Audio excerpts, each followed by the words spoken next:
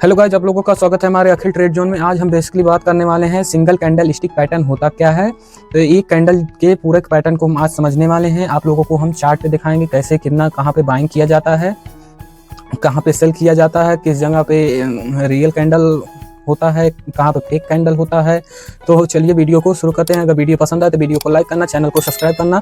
चलिए वीडियो को शुरू करते हैं। सबसे पहले हम समझेंगे बाइंग साइड के कैंडल के बारे में। हम आप लोगों को समझाते हैं। इस तरह से बाइंग साइड का कुछ ग्रीन सा कैंडल बनता है, ठीक। फिर यहाँ नीचे एक विक है, ये एक विक है, ऊपर एक विक है, इस तरह से विक है। तो इसका हाई पॉइंट ये है, ऊपर वाला पॉइंट हाई है, हाई पॉइंट है। रुक जाइए, ये हाई पॉइंट है और इसका सबसे लो पॉइंट है, ये लो पॉइंट है, ये लो है।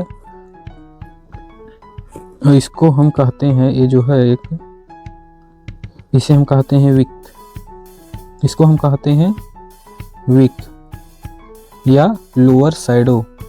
इसको लोअर शैडो भी कहा जाता है, लोअर शैडो, शैडो या विक, विक या विक कहते हैं।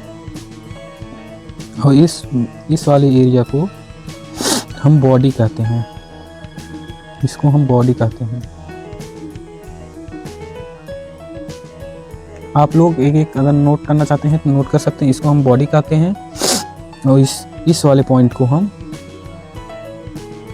रुक जाइए आप लोग को बताते हैं। इस वाले पॉइंट को, इस वाले अपर विक को हम इसे अपर विक कहते हैं या अपर शैडो भी कहते हैं। इसको हम अपर विक कहते हैं।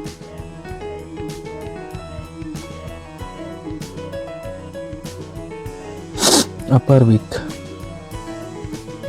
विक, इसे हम अपर विक कहते हैं। और इसका ओपनिंग इस कैंडल का कहाँ पे होता है? इस जगह पे ओपनिंग पॉइंट ही है। इसका ओपनिंग पॉइंट ये है, ओपन पॉइंट है। और ये क्लोज पॉइंट है, क्लोज है, ये क्लोज पॉइंट हो गया। अब समझते हैं इस कैंडल की साइकोलॉजी के बारे में। हम समझेंगे ये कैंडल बनती कैसे है। मान लो यहाँ पे कैंडल ओपन हुआ, रुक जाइए आप लोगों को हम बताते हैं। इस जगह पे कैंडल ओपन हुआ। इसका प्राइस था, कोई भी शेयर है उसका प्राइस है 100 रुपये। रुक जाइए, 100 रुपये है किसी शेयर का प्राइस। तो यहाँ पे कैंडल उसका ओपन होता है और इसका सबसे लो पॉइंट कहाँ पे होता है? यहाँ तक तो मार्केट आता है, ये 90 रुपये तक मान लो आता है इस कैंडल में। डेली टाइम फ्रेम का एक कैंडल है, तो यहाँ पे 90 रुपये तक आता है। आप कोई भी टाइम फ्रेम चूज कर सकते हो। तो 90 रुपये तक यहाँ पे आता है, लो लगाता है। फिर ये हाई सबसे ज़्यादा हाई कहाँ पे लगाता है? इस वीक पे। इस वीक को हम कहते हैं, यहाँ हाई 120 का लगाता है मान लो, और क्लोजिंग 115 पे होती है। 115 पे एक क्लोजिंग होती है, ठीक। 115 पे क्लोजिंग होती है। इस तरह से कुछ बाइंग का कैंडल बनता है। अगर आप लिखना चाहते हैं, नोट डाउन करना चाहते हैं तो लिख सकते हैं। हमने बोला है उससे भी आप सुन के लिख सकते हैं, क्योंकि इसमें उतना साफ लिखा नहीं हुआ है। और अब सेल साइड कैंडल की बात करते हैं। सेल साइड कैंडल के बारे में हम बात करने वाले हैं।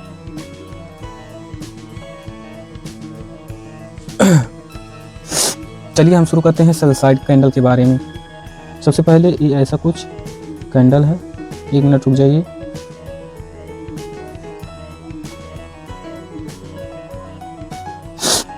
सेल साइड कैंडल है ये, ठीक। इसका ये वीक पॉइंट है और ये ऊपर वीक है, अपर वीक है। कैंडल यहाँ पे सेल साइड के कैंडल में यहाँ ऊपर से ओपनिंग होती है, इस पॉइंट से ओपनिंग होता है और लो यहाँ पे है इसका, इस पॉइंट को हम लो कहते हैं, इस पॉइंट को हम लो पॉइंट कहते हैं। लो यहाँ तक मार्केट लगाया, इस कैंडल में क्लोजिंग जो है यहाँ पे क्लोज हुआ है और इसका हाई पॉइंट ये है, हाई ये है, इसको अपर वीक कहते हैं।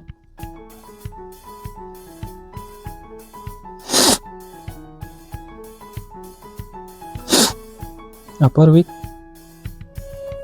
वीक, इसे अपर वीक कहते हैं और इसे लोअर वीक कहते हैं,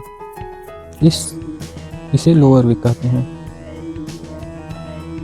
लोअर वीक। आप लिखना चाहते हैं तो लिख सकते हैं, आप लोगों को हम चार्ट पे इसको हम समझाएंगे अभी सभी कैंडल को, एक कैंडल का बेसिक है। अब चलिए समझते हैं कैंडल के बारे में। सबसे पहले समझेंगे हम हैमर कैंडल के बारे में। हैमर कैंडल ये एक बाइंग साइड का दो कैंडल हम आप लोगों को बनाते हैं, इसको हम समझाते हैं, दोनों की बारे में हम आप लोगों को समझाते हैं। ये देख सकते हो, ये हैमर कैंडल है, एक हैंगिंग मैन कैंडल है। ये वाला हैमर कैंडल है, हैमर है,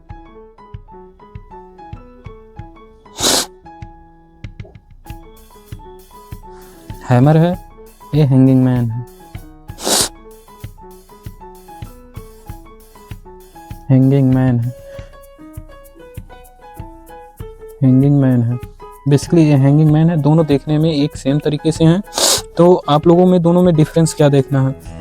हैंगिंग जब हैमर बनेगा तो ये चार्ट के बॉटम पे बनना चाहिए, चार्ट इस तरह से ऊपर से गिरता हुआ है और नीचे जहाँ सपोर्ट लेवल है इस जगह पे, यहाँ सपोर्ट लेवल पे बनना चाहिए हैमर। और जो जो जो ए है ये इस चार्ट में इसको ऊपर साइड बनना चाहिए, तब ये हैंगिंग मैन होगा। और कलर कैंडल का कोई भी मैटर नहीं करता, यहाँ पे अगर ये रेड में भी बनाता है, अगर यहाँ पे रेजिस्टेंस लेवल पे अगर बना रहा है तो ये हैंगिंग मैन है, कलर नो मैटर। तो हैमर जैसे हैमर कैंडल है तो वो वैलिड कैंडल कैसे होता है, कैसे हम पता करेंगे ये हैमर ही है, तो हम आपको बताते हैं। इसकी बॉडी जो होती है, बॉडी ये जो है, इसकी जो बॉडी है, ये जो विक है, विक की 2 गुनी या 3 गुनी होनी चाहिए। विक जो है, ये जो बॉडी बनी हुई है, इस बॉडी की जो साइज है, ये जो बॉडी की साइज है, इसका 3 गुना विक होना चाहिए। इस कैंडल के विक जो बॉडी है, बॉडी का 3 गुना होना चाहिए, 3 गुना या 2 गुना होना चाहिए। ठीक, वही सेम कंडीशन इसमें भी फॉलो होता है, हैमर भी कैंडल में भी। ये जो हैमर हैंगिंग मैन है, हैंगिंग मैन में भी वही फॉलो होता है, 2 से 3 गुना विक होना चाहिए, 3 गुना या 2 गुना का विक होना चाहिए। और ऊपर की साइड जरा सा विक हो चलेगा, नहीं तो ये भी वैलिड नहीं होता, थोड़ा सा रहेगा चलेगा। और अगर बड़ा बड़ा विक है तो ऊपर अपर साइड का तो वो दूसरा कैंडल हो जाता है, हम अभी बताएंगे वो कौन सा कैंडल होता है। तो बॉडी, ये जो कलर होता है इसका, बॉडी का कलर नो मैटर नहीं मैटर करता है, इन सभी का कलर मैटर नहीं करता, मैटर नहीं करता। वही सेम साइड इस कैंडल में भी है, कलर मैटर नहीं करता चाहे जो बने, लेकिन जब भी जो बने, अगर हैमर बने तो सपोर्ट लेवल के पास बने। सिंपल है, जो भी बाइंग का कैंडल हो वो सपोर्ट लेवल के ही पास बनना चाहिए, और जो सेलिंग का कैंडल होता है वो रेजिस्टेंस लेवल के पास बनना चाहिए, या सपोर्ट जहाँ या सपोर्ट लेवल पे ही बाइंग का कैंडल बनना चाहिए, और अगर वो रेजिस्टेंस के लेवल पे बनना चाहिए। नहीं तो अगर बीच में बनता है तो वो वैलिड कैंडल नहीं होता है। अगर हैमर अप ट्रेंड चल रहा है और सपोर्ट के उसके बीच में अगर बन रहा है किसी के, तो वो वैलिड नहीं होता है। या तो सपोर्ट लेवल हो, अगर हैमर ऊपर साइड बना रहा है हैमर के साइड, हैमर की तरह, तो हैंगिंग मैन हो जाता है। अगर रेजिस्टेंस भी बना रहा है तो वो वैलिड नहीं होता है। अब चलिए बताते हैं नेक्स्ट कैंडल के बारे में। इन सभी को हम अभी चार्ट पे डिटेल में आप लोगों को हम दिखाएंगे कैसे सब काम करते हैं।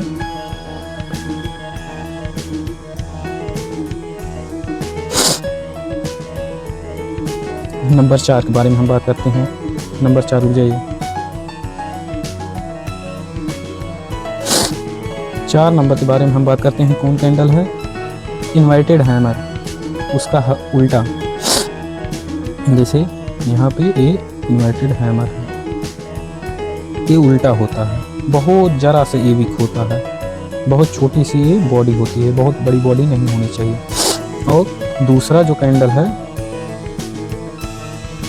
वो शूटिंग स्टार कैंडल है। शूटिंग स्टार, इस तरह से शूटिंग स्टार कैंडल होता है। तो ये भी जब बनना चाहिए, ये अपने सपोर्ट लेवल के पास बनना चाहिए, इन्वर्टेड हैमर। और शूटिंग स्टार चार्ट के रेजिस्टेंस लेवल पे बनना चाहिए, ठीक, रेजिस्टेंस लेवल पे बनना चाहिए। और इस कैंडल में ओपनिंग पॉइंट क्या होता है आप लोगों को हम बताते हैं। ओपनिंग पॉइंट इसमें क्या है? मार्केट यहाँ पे ओपन होता है, इस जगह पे ओपन होता है, नीचे की साइड में ओपन, हाई यहाँ तक है, हाई इसका ए है,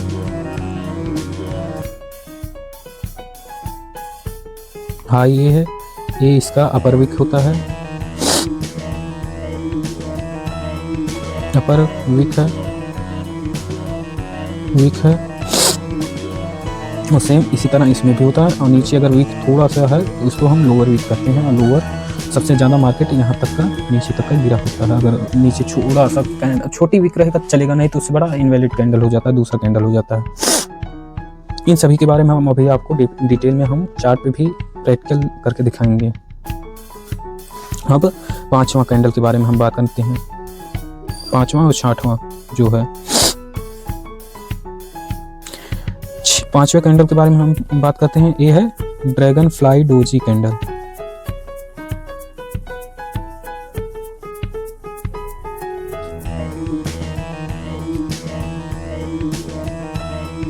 dragon fly, dragon fly doji के बारे में हम बात करने वाले हैं। और दूसरा है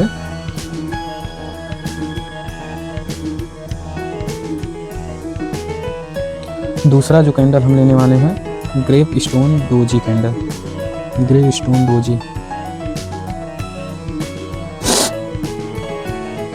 grep stone doji, gravestone doji candle के बारे में हम बात करने वाले हैं। ग्रेप स्टोन डोजी ये है ड्रैगन फ्लाई। तो डोजी एक और भी होता है, एक डोजी और होता है। इसको हम, इस कैंडल की साइकोलॉजी हम आप लोगों को बताते हैं। मार्केट में यहाँ पे ओपन हुआ, ओपन यहाँ पे हुआ, हाई ए लगाया, हाई ए लगाया, एक मिनट रुक जाइए, हाई ए लगाया और क्लोज फिर आके वहीं पे कर देता है।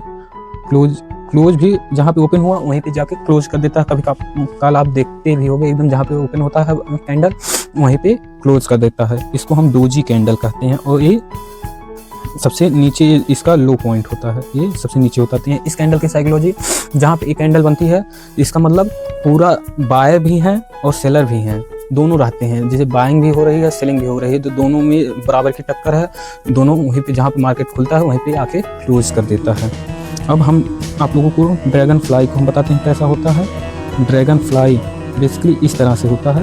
ऊपर की साइड एक रहेगा, एकदम छोटा सा बॉडी, और इसकी लंबी सी विक होती है, लंबी विक होती है खाली।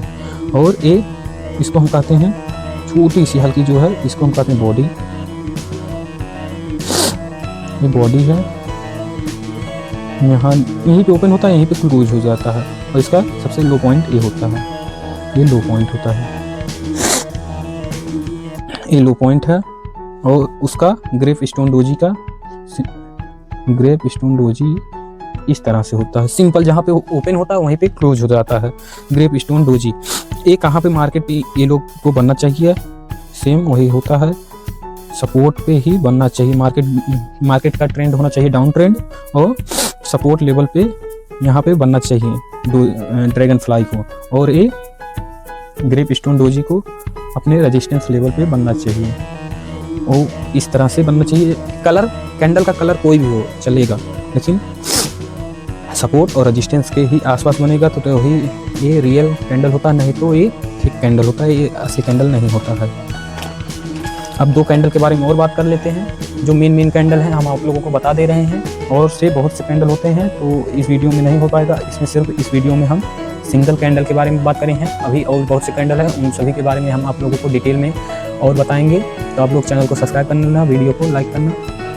चलिए हम आप लोगों को बताते हैं नेक्स्ट कैंडल के बारे में, 6वां कैंडल के बारे में आप लोगों को हम बताते हैं। 6वां कैंडल है बुलिश स्पिनिंग टॉप।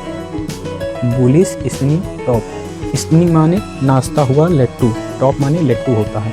तो बुलिश स्पिनिंग टॉप लट्टू, एक कैंडल आप लोगों को कैसे दिखता है हम आपको बताते हैं। पहले हम बुलिश स्पिनिंग टॉप के बारे में हम बताते हैं। तो ये बेसिकली इस तरह से कुछ दिखता है। इसकी बीच में छोटी सी बॉडी होती है और नीचे भी उतनी ही बड़ा विक होता है। बीच में छोटा सा बॉडी होता है और ऊपर भी विक होता है, नीचे भी बराबर का विक होता है। इसको हम कहते हैं स्पिनिंग टॉप। और इसका बॉडी ये जो विक होता है कम से कम 2-3 गुना होना चाहिए, 3 या 2 गुना होना चाहिए, दोनों साइड 2-3 गुना तो होना चाहिए। ये हो गया। और एक कैंडल को भी उसी तरह से बनना चाहिए अपने सपोर्ट लेवल पे। और ये जो नेक्स्ट कैंडल है इसको हम क्या कहते हैं, bearish spinning top. Bearish spinning top, इस कैंडल को भी ये भी ऐसा ही दिखता है। Colour no matter, colour matter नहीं करता है। इसका बहुत छोटा सा इसका भी बॉडी को होना चाहिए। इसका जो बॉडी है बहुत पतली सी बीच में होनी चाहिए और उतना बड़ा ही विक होना चाहिए जितना ऊपर की साइड होता है। तो इसमें भी 2 से 3 गुना, 3 या 2 गुना का विक होना चाहिए, कम से कम 2 गुना। तो 3 या 2 गुना विक होना चाहिए और इसमें भी सेम रेजिस्टेंस लेवल पे ही बनना चाहिए। अब नेक्स्ट कैंडल के बारे में बात करते हैं। यही लास्ट कैंडल है। इसके बाद हम आप लोगों को चार्ट पे ले जाके सभी को दिखाते हैं।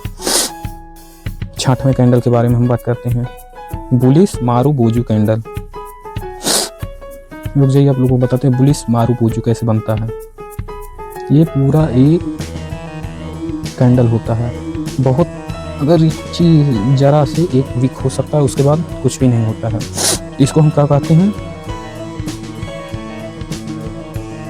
Bullish marubozu.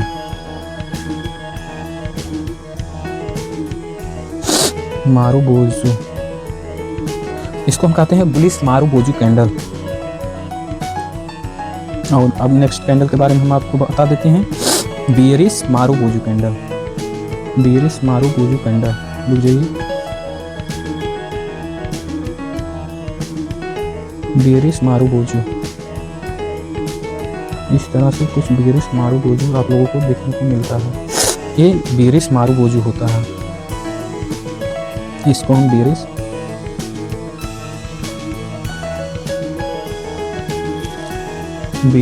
मारुबोजू बोजू, ये बियरिश मारुबोजू कैंडल होता है। अब इसको भी सेम उसी तरह से बनना चाहिए जैसे और सब कैंडल बनती हैं। अपने मार्केट का ट्रेंड डाउन ट्रेंड होना चाहिए और मार्केट का ट्रेंड डाउन ट्रेंड और नीचे से सपोर्ट मिलता है फिर ऊपर चला जाता है। यहाँ पे जो बनता है उसको हम मारुबोजू कैंडल कहते हैं। और सेम उसी तरह से बियरिश मारुबोजू, रेजिस्टेंस, मार्केट का ट्रेंड अप ट्रेंड, ऊपर से रेजिस्टेंस मिला फिर नीचे गिर जाता है। यहाँ पे जो मारुबोजू बनता है वहाँ उसको हम कहते हैं मारुबोजू कैंडल। अब चलिए हम आप लोगों को चार्ट पे लेके चलते हैं, नहीं तो वीडियो बहुत लंबी हो जाएगी।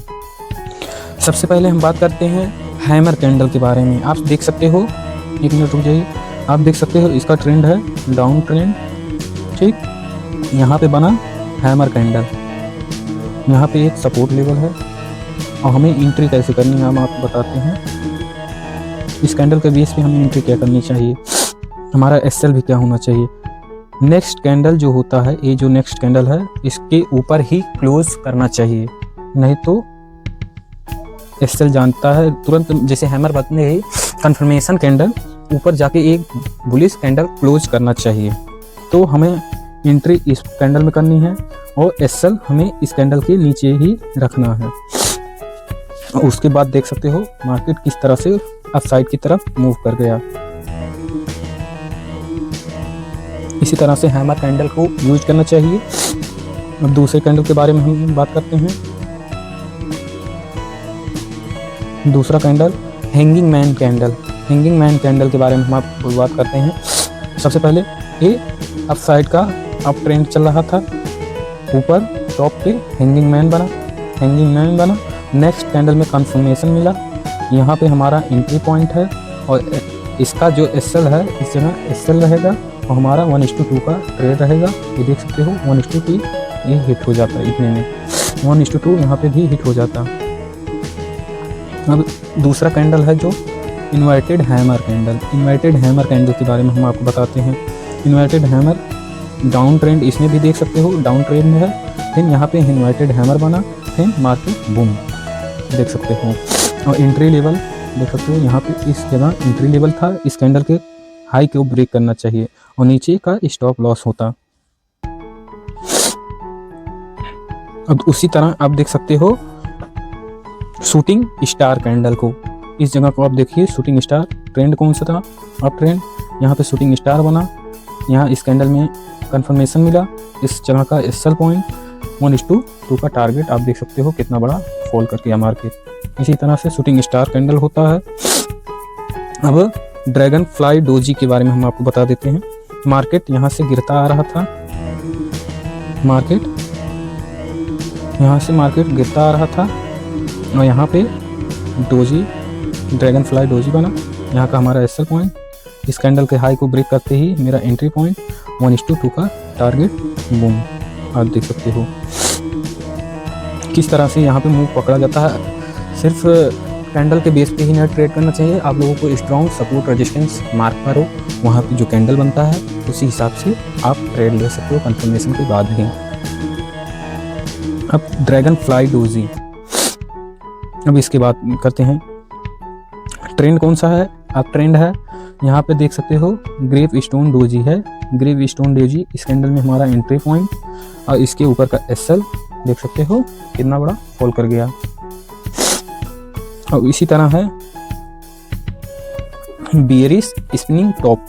बियरिश स्पिनिंग टॉप जो है यहाँ पे आप देख सकते हो, इस यहाँ से अब ट्रेंड चल रहा था, यहाँ पे बियरिश स्पिनिंग टॉप बना, इस कैंडल के ऊपर का एसएल और इसके ब्रेक होते ही हमें एंट्री लेनी है। अभी अगर आप इसी स्पिनिंग टॉप पे ही एंट्री ले जाते हैं इसके क्लोजिंग पे, तो यहाँ पे आप देख सकते हो आपका एसएल चला जाता है, इस पॉइंट पे जगह देख सकते हो अपना एसएल चला जाता है। तो इसके अगर कंफर्मेशन पे आप लोगे तो आप देख सकते हो कितना बड़ा टारगेट ऐसे मिल जाता है आप लोगों को भी।